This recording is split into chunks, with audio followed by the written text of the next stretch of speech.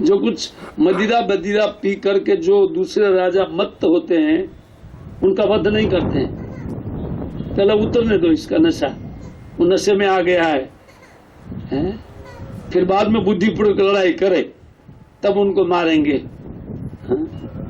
धर्मविद जो धर्म को जानने वाले राजा लोग हैं, और प्रमत्तम प्रकृष्ट रूपेण मत्तम, उसका अर्थ स्वाभाविक जो पागल जैसा है, नहीं उन्मत्त पागल को कहते हैं प्रमत्तम। प्रमत्तम देख लेता हूँ आचार्य क्या अर्थ करते प्रमत्तम।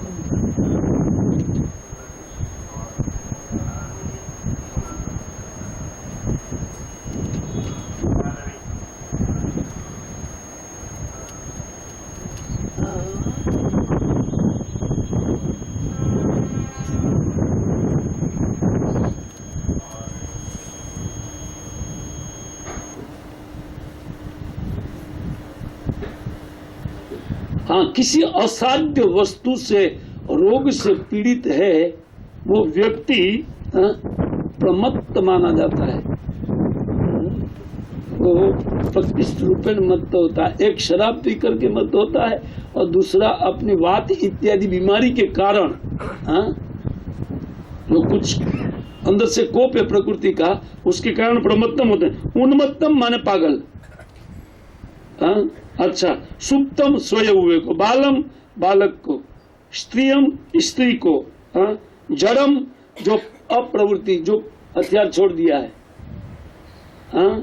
अच्छा, उनके बोल प्रपन्नम शरण में आए हुए व्यक्ति को, वीरतम जिनका रक्त टूट गया है उनको, भीतम जो भाग रहा है छोड़ करके, उनको मारेगा नहीं। धर्मविद क्षत्रिय, न रिपुम अपि हंतिम, वो अपना शत्रु भी है फिर भी एक राजा धर्मविद राजा उनको नहीं मारता है। तो कहते स्व प्राणान यह पर प्राणन पुष्णांति अघृण खल तद वदस तस्य ही श्रेयो यह दोषात आद्यति अधः पुमान। कहते हैं लेकिन खल लोग होते हैं, उन खल वाला कार्य इन्होंने किया है, वो तो धर्म नहीं जानता है सुनिश्चित, क्योंकि बालकों को सोते हुए मार दिया। भगवान अपनी बात को सिद्ध करना चाहते हैं कि छोड़ने लायक नहीं है। क्या कारण है उनको बता रहे हैं। पहले तो योद्धा होकर के बालकों को मारा, बालम न वधितम, बालक का वध नहीं करना चाहिए। कहते हैं ऐसे व्यक्ति जो दूसरे के प्राण को हरण करके अपना प्राण रखना चाहते हैं, मांस खा करके जीना चाहते हैं, उनको तुरंत मार देना चाहिए।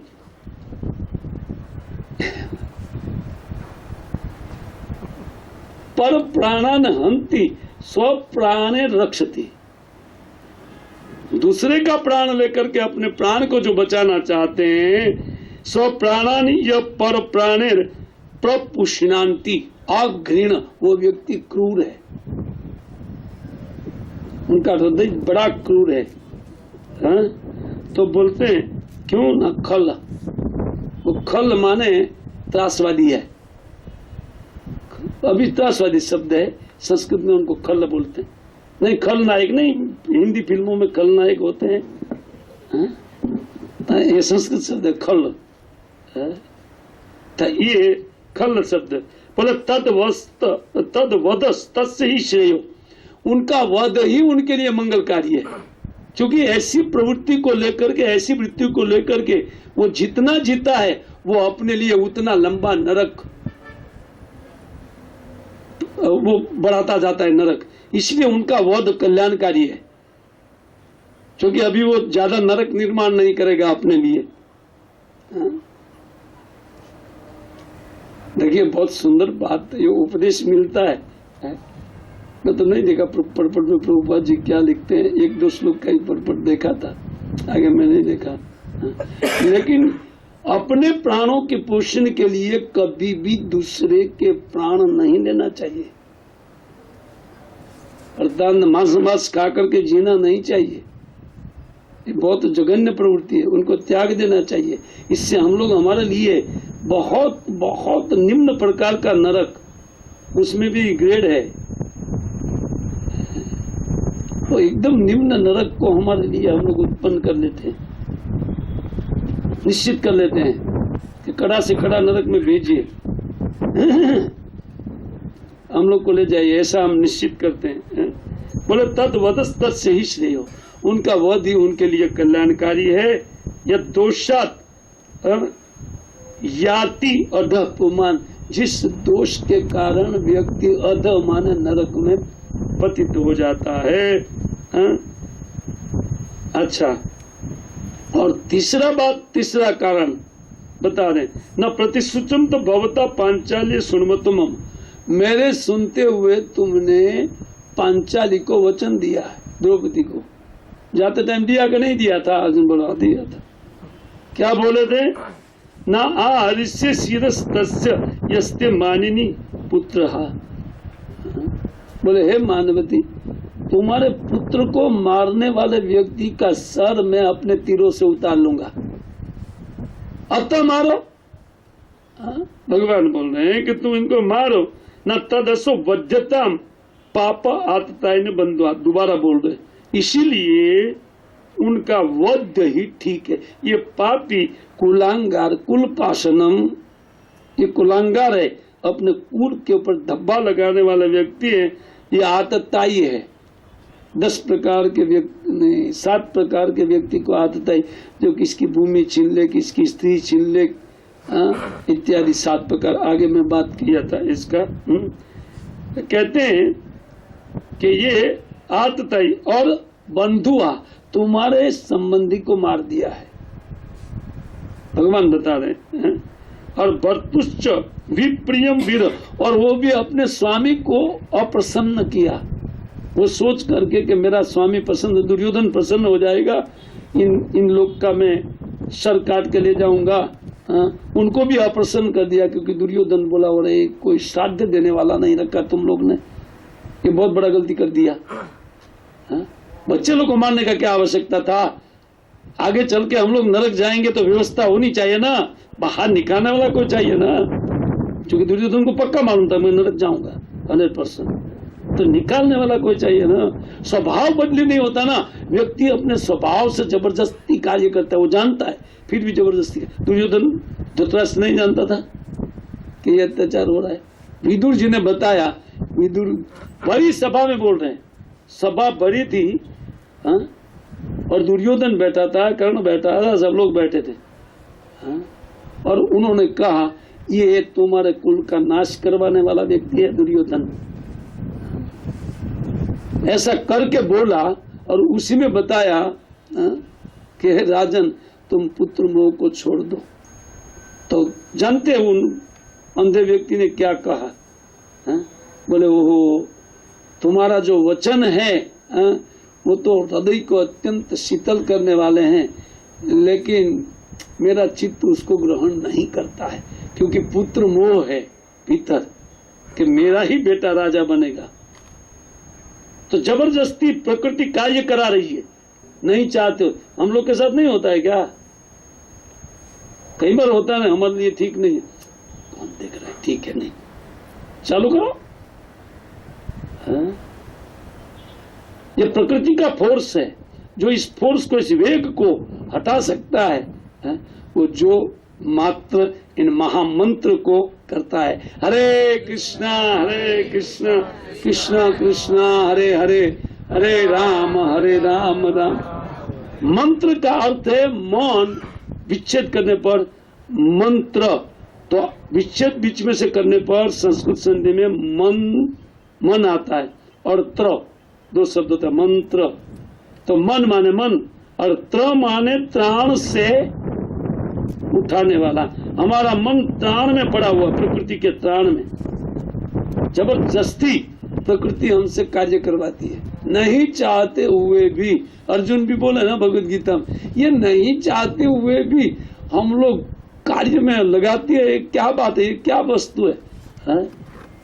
बोले रजोगुण समुद्भव काम, ये काम है। नाना प्रकार की कामनाएं हृदय में है, उन अपनी इच्छा को सिद्ध करने के लिए जबरदस्ती व्यक्ति को प्रेरित करता है।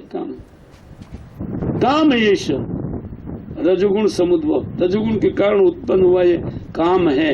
हाँ? और वैरिनम एनम, ये सबसे बड़ा वैरी है जीव का। हाँ? भगवान बता रहे भगवद गीता में।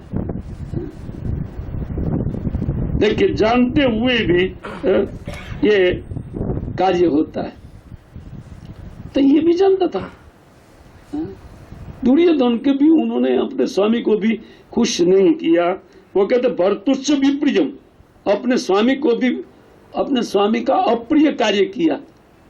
ये इतना, ये ब्राह्मण है कहने का अर्थ है ब्रह्म बंधुम, ये काली ब्राह्मण जात में उत्पन्न हुआ है, उनके पास ब्राह्मणोचित गुण नहीं है।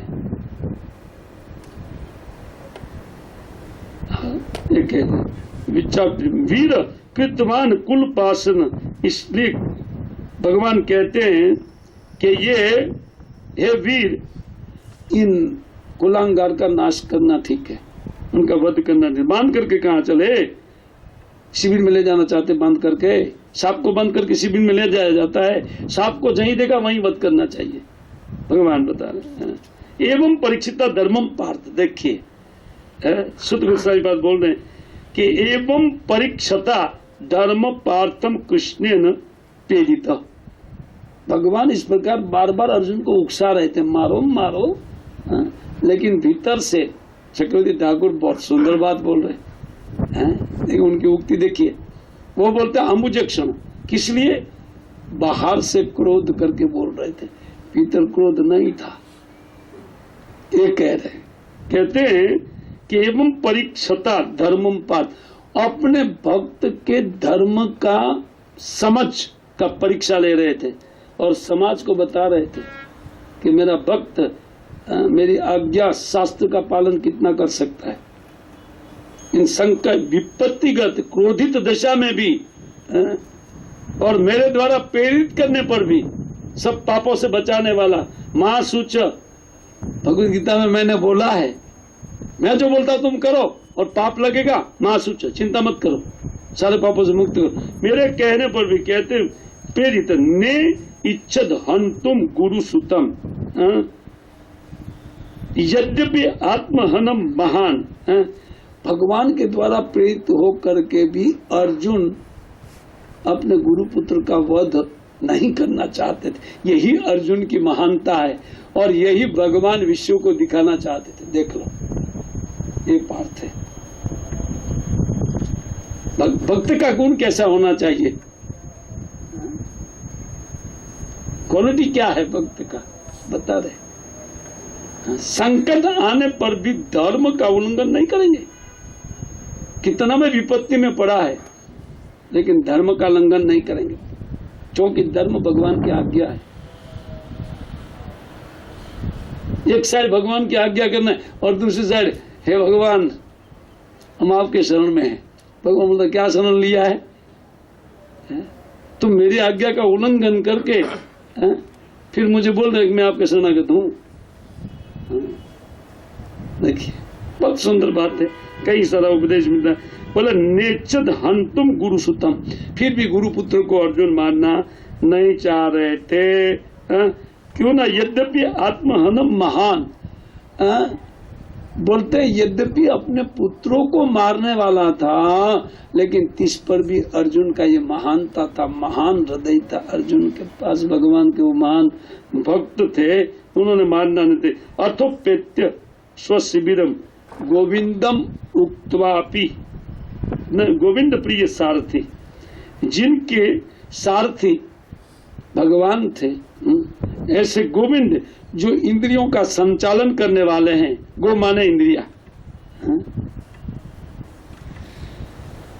इंद्रियों का संचालन करने वाले हैं, तो वो थे अथोपेत्य स्वशिबिरम, वो उनको लेकर के अपने शिविर की ओर चला। भगवान के बात को नहीं सुना कर दिया।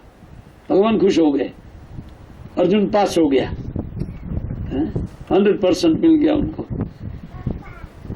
प्रेरित किया, कारण बताया 4-5 तरीके से क्यों ये मारने योग्य है, क्यों मारने योग्य है। लेकिन गुरुपुत्र न हंतुम, उन्होंने सोचा कि मैं गुरुपुत्र का वध नहीं करूंगा। ये अर्जुन की महानता है। भक्त ऐसा होना चाहिए।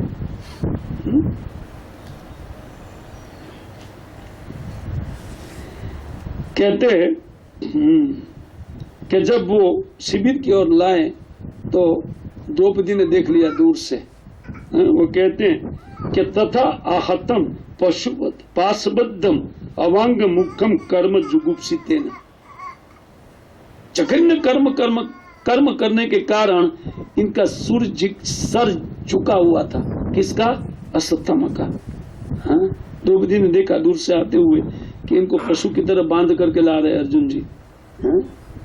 तो उनको विश्वास था इनका सारथी श्री कृष्ण है, तो कभी परास्त होने वाले नहीं है।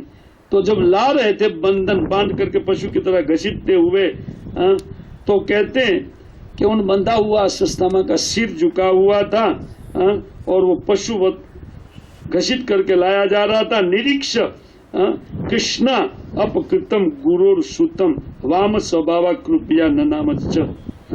लेकिन कृष्णा देखिए द्रौपदी कितनी महान है। वो तुरंत कहते उन गुरु सुतम गुरु पुत्र को प्रणाम करना चालू किया दूर से। उनके पुत्र का वध करने वाला था। कितनी महान महिला है, अद्भुत गुणावली है द्रौपदी में। भगवान की सखी है ना, कोई सामान्य व्यक्ति नहीं है, सामान्य महिला नहीं थी वो।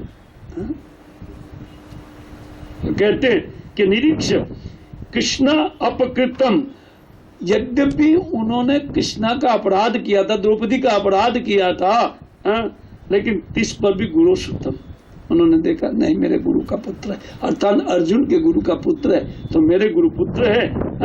तो वाम स्वभाव, दूसरा वाम स्वभाव का अर्थ ये तो अत्यंत स्निग्ध स्वभाव उनके पास था, अत्यंत सराहनीय स्वभाव था। और कहते हैं कि वो अत्यंत नमस्कार करने लगी उनको। ननाम च उवाच चा आह अंति अस्य बंधव आनयनम सती, उनके निकट जब लाया गया, अंतिकम उनके निकट लाया गया बांध करके, तो उनको वो सती मुच्यताम ब्राह्मणों, उन्होंने कहा छोड़ दीजिए छोड़ दीजिए, 2 बार छोड़ दीजिए छोड़ दीजिए, ये तो ब्राह्मण है। ब्राह्मणों नित्यराम गुरु, ये ब्राह्मण है, हमारे कुल के लिए ब्राह्मण लोग गुरु है, ब्राह्मणों का वध नहीं करना चाहिए। देखे द्रौपदी का महानता, देखे उनके 6 पुत्रों को मारने वाला उनका शत्रु था, इस पर भी बोलते ये मारने लायक नहीं है। सर रहस्य धनुर्वेद, अभी वो कारण बता रही है क्यों नहीं मानना चाहिए। एक तो गुरु पुत्र है और वो गुरु ने क्या नहीं दिया आपको, मतलब आध्यात्मिक ज्ञान तो नहीं दिया, लेकिन धनुर्विद्या तो लिया ना, अतः गुरु है। कहते हैं कि स रहस्यो धनुर्वेद सविसर्गो अपसंवमः न अस्त ग्रामश्च भवता शिक्षितो यद अनुग्रह, जिनकी कृपा से आप रहस्य के साथ सारा धनुर्वेद जानने वाले हुए हैं। अर्थात केवल मारण नहीं, उनका निवारण के साथ, उन रहस्य के साथ अपने पुत्र को नहीं सिखाया, द्रोण ने आपको सिखाया।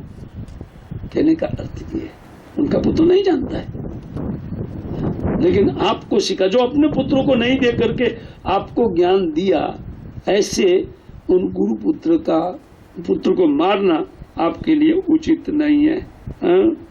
मुच्यताम कहते हैं उनको छोड़ दीजिए छोड़ दीजिए, क्योंकि उनके पिताजी ने आपको बहुत सुंदर, उनकी कृपा से आपको शिक्षा मिला। स एष भगवान द्रोण प्रजा रूपेण वर्तते, और दूसरा आत्मनो जायते पुत्र, कहते हैं कि व्यक्ति ही पुत्र के रूप में जन्म लेता है पत्नी के गर्भ से, ऐसा माना जाता है, ये शास्त्र बोल रहा है। तो ये तो द्रोण रूपेण वर्तते, ये साक्षात द्रोण है, आप उनका वध करना चाहते हैं।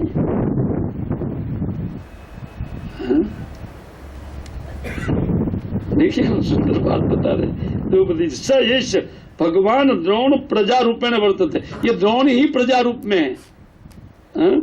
वो कहते तस्या आत्मनो अर्थम पत्न्यास्ते न अन्वगात असुरकृपी। आत्मनो अर्धम पत्न्यास कहते हैं कि उनकी अर्धांगिनी अभी जिंदा है, कृपी, वो उनके कारण नहीं मरी है, सती नहीं हुई। द्रोणाचार्य जब युद्ध में मारे गए उनके बाद में कृपी को सती होना था, लेकिन पुत्रवती सती नहीं हो सकती है, पुत्र के कारण माँ को जिंदा रहना होता है। तो इसलिए जिन्होंने अपने प्राण को नहीं त्यागा था वो कृपी को मानना चाहते हैं आप, कहने का अर्थ ये है वो कृपी भी मर जाएगी। तो पूरे कुल को वाह क्या दक्षिणा आपने दिया है गुरु महाराज को, कहना ये चाहते बहुत अर्थ रखता है। और ये धार्मिक प्रवचन है पूरा, पर इसमें आध्यात्मिक तत्व बहुत कम है। या तो सामान्य आचरण जो इस संसार में उन वेदोक्त आचरण है वो कैसा होना चाहिए ब्राह्मणों के प्रति, किस प्रकार, ये आचरण सीखने योग्य है। लेकिन हम लोग शॉर्टकट चल रहे हैं ना, इनसे ज्यादा इसमें प्रवचन में नहीं जाएंगे। बाकी एकदम धार्मिक, एकदम मर्मता के साथ, उन मार्मिक बातों के साथ धर्म का वर्णन हुआ है उन द्रौपदी के मुख से। इसलिए राधा गोविंद महाराज इनका खूब चर्चा की है अपनी कथा में। तो मैं तो जो भागना चाहता हूँ हट करके थोड़ा जल्दी, क्योंकि मुझे कैसा भी करके कुंती स्तुति में जाना है। अद्भुत स्तुति कुंती जी करते हैं, जल्दी से जल्दी हम कुंती की स्तुति में जाना चाहते कि स एष भगवान द्रोण प्रजारूपेण वर्तते तस्या आत्मनो अर्धम न पत्न्यस्ते नन्वा अनगाद वीर अश्रु कृपी। तो कृपी अपने पुत्र के लिए जिंदा है, कहने का अर्थ इसलिए इनका वध नहीं करना। तद धर्मज्ञ महाभाग भगवत कैसे भवद्भिर गौरवम कुलम, छोटे अक्षर है और मेरा चश्मा नया बनाया है, कोई नया दिया है, बोले प्रभु जी इसमें वो रेखा नहीं आएगा, प्रोग्रेसिव क्लास दिया और सेटिंग नहीं हो रहा हुआ है। तद धर्मज्ञ महाभाग भवद्भिर गौरवम कुलम, वो कहते हैं कि आप महाभाग है, और धार्मिक कुल में आपका जन्म हुआ है, आपका कुल का कुछ गौरव है। रुजिनम न अरति प्राप्तम पूज्यम वंदम अभिक्षणस, कहते हैं कि हमारे कुल के लिए ब्राह्मण लोग कुछ भी हो वो वंदनीय है। क्षत्रिय कुल के लिए ब्राह्मण कुल अत्यंत वंदनीय माना जाता है। वृजिनम न अरति प्राप्त, उनका नाश कभी भी नहीं होना चाहिए। और अगर उनका वध किया जाएगा तो हम सुखपूर्वक कभी भी नहीं रह सकते, क्योंकि उन कुल का हमको श्राप लग जाएगा। देखिए वो बोल रही अभिक्षण मां रोदस्य जननीम गौतमीम पति देवता यथा अहम मृता असाव आर्ता रोदिम्य अश्रुमुखिर मुहु, कहते हैं कि मेरी तरह अब कृपी नहीं रोना चाहिए, जैसे मैं पुत्र शोक में रो रही हूँ उसी प्रकार ये द्रोणाचार्य की पत्नी रोनी नहीं चाहिए। इसलिए भी आप उनको मत मारिए। ये कोपितम ब्रह्म कुलम देखिए कह रही है कि जिसके कारण ब्राह्मण कुल का अपराध के कारण उन ब्राह्मण कुल जब कुपित होता है तो कहते राजन्य अजित आत्म भी, उन अजित राजाओं के कुल को भी उन ब्राह्मण का शाप मार देगा। बड़े बड़े राजा के कुल नाश हो गए हैं ब्राह्मण के शाप के कारण, ये तो इतिहास साक्षी है, उसका इतिहास लिखा गया है। ब्राह्मण के अपराध के कारण बड़े बड़े राजा पतित होकर के मर गए। वो कहते तत्कुलम प्रदहति आसुसानुबंधम सुचार विदा, कहते हैं इसीलिए उन ब्राह्मण कुल के दोष मत लीजिए। आप तो महाभागे महाबुद्धिमान है, इसलिए आप उनको छोड़ दीजिए। सुतुवाच, सुत गोस्वामी बात। मैं बहुत शॉर्ट कर चला हूँ इन श्लोकों में, क्योंकि धर्म का तत्व का विवेचन है ये, और धार्मिक ग्रंथों में ऐसे ही बातें लिखी है। हमारे आचार्य लोग भी इन बातों को कोट किए। तो ये धर्म क्या है? ये धर्म वर्णाश्रम व्यवस्था, यहीं पर सुखी करने वाला ये धर्म का आचरण है। ये धर्म जो है यहीं पर सुख देने वाला धर्म है इस संसार में। यद्यपि वो आत्यंतिक रूप से पालन किया जाए तो चित्त शुद्धि भी होता है। इसी से धर्म पालन से व्यक्ति का चित्त शुद्ध होगा, और शुद्ध चित्त होगा तब आध्यात्मिक धरातल को पकड़ सकता है। लेकिन एक शॉर्टकट है आध्यात्मिक धरातल को पकड़ने के, पापी से पापी हो, लेकिन महामंत्र जप करेगा ना, हरे कृष्ण कृष्ण कृष्ण हरे हरे हरे राम, उनका बुद्धि शीघ्र आध्यात्मिक धरातल पर जाएगा बगैर इन धर्म का आचरण किए। लेकिन भक्त होने के बाद, भगवान को जानने के बाद कोई व्यक्ति अधार्मिक नहीं रहेगा। जैसे अर्जुन, कितना प्रेरित किया, परीक्षा लिया भगवान ने, लेकिन अर्जुन ने उनका मन तस से मस नहीं हुआ। भगवान बोल रहे थे लेकिन नहीं माना, और वही कर्तव्य है। सुत जी बोलते धर्म्यम न्यायम सकरुणम निर्व्यलिकम समम महत राजा धर्म सुतो राज्ञया प्रत्यनंदत बचो द्विजा। सुत जी कहते हैं कि इस प्रकार धर्म युक्त जब बातें द्रौपदी के मुख से निकलने लगी तो महाराज युधिष्ठिर अभिनंदन करने लगे, वाह क्या बात कही है? अच्छा कि उनका शत्रु पकड़ा गया था, लेकिन देखिए धर्मराज जी, देखिए युधिष्ठिर महाराज प्रशंसा किया सबसे पहले। क्यों? क्योंकि उनका जो वचन था वो धर्म युक्त था। धर्मम न्यायम सकरुणाम, करुणा युक्त था, और निर्व्यलिकम, कपटपूर्ण नहीं था, और समम आहत, और वो समान धर्म में रहते हुए अपने को और दूसरे के दुख को देखते हुए ये सारी बातें हो रही है। बहुत सुंदर बात है। इसी श्लोक का थोड़ा सा हम लोग अध्ययन करेंगे। आइए, ये श्लोक अध्ययन लायक है। कुछ आचार्यों की टीका में जाकर के हम लोग अध्ययन करते हैं। देखिए, ये भागवतम की शिक्षा है, जो हमको मालूम नहीं होता है वो आचार्यों के बल से शिक्षा उनको ग्रहण की जाती है। श्लोक संख्या है 49।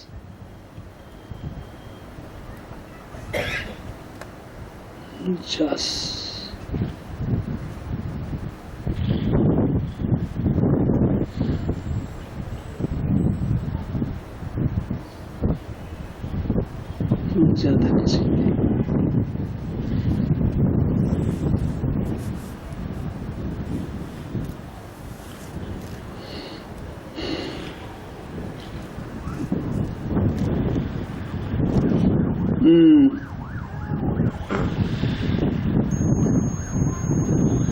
हाँ, एक आचार्य लिखते हैं कि सुतस्तु द्रौपदी वाक्यम अनुद्य सर्वसम्मत्या तथेति स्थापयति धर्मम इति द्वाभ्याम। दो श्लोक में द्रौपदी के उन वाक्य की सराहना, धार्मिक वाक्य की सराहना हो रही है। वो कहते, वो कैसे हो रही है?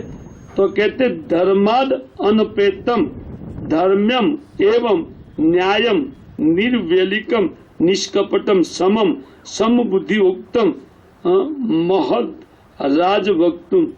एक मिनट, आचार्य नहीं लिखे, प्रथम तो नहीं होता, लिखे सिद्धर स्वामी, बाद में पाठ तो कर रहा था श्री सिद्धर स्वामी। उसमें लिखते हैं कि धर्म इत्यादयो वचस षड्गुणा।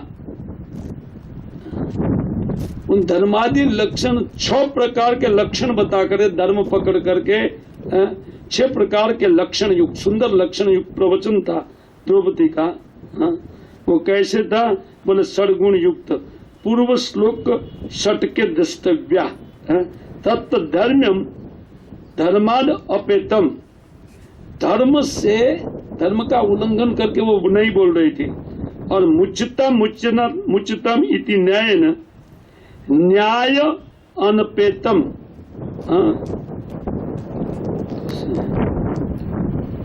हाँ, वो न्याय से युक्त बोल रही थी, यद्यपि वो शत्रु